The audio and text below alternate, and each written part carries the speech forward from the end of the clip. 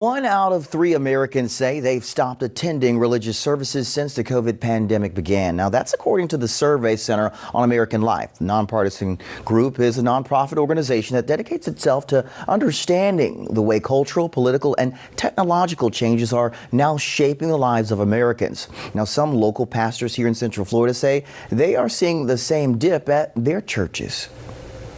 It's heart-wrenching because I take seriously where the word tells us to forsake not the assembling of ourselves together. I'm struggling with getting my people back to Bible study in person.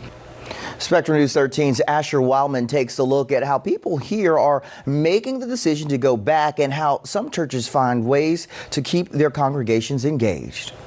Right there, stay-at-home mom Jennifer Friedline has had the same Sunday morning plans all her life. Growing up, my family went to church every Sunday, so it's a pattern that both my husband and I had from childhood that we've chosen to continue moving forward with our family. In a way, you can say going to church is her happy place. We don't see church as just something we do on Sundays. We see church as a community that we're actually a part of. And if you thought running a house with 2 kids kept her busy, my husband and I help to lead this camping trip. We do it every single year. The family calendar includes not just after-school activities, but all the events and prayer groups at the LifePoint Christian Church in Longwood.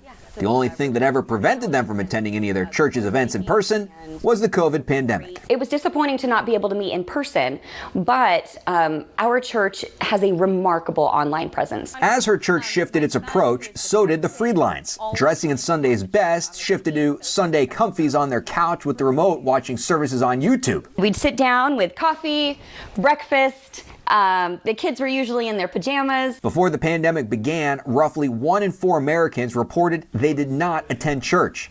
Dr. Charles Parrish is the lead pastor at First Baptist Sweetwater in Longwood.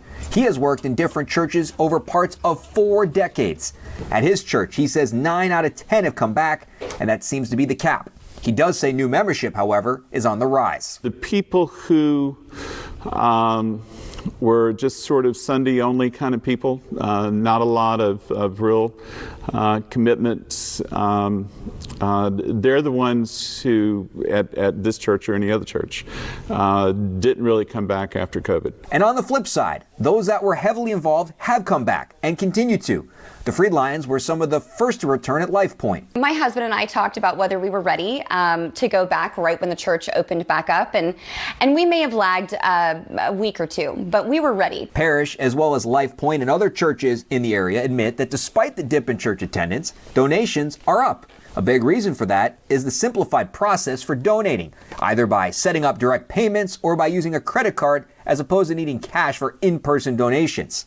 The doors to churches are now open. The question remains if everyone will come back or smaller in-person attendance on Sundays is the new normal. Now, aside from attendance being down following COVID, the study from the Survey Center on American Life did show that despite the COVID pandemic, religious identities in Americans remain practically the same across the board.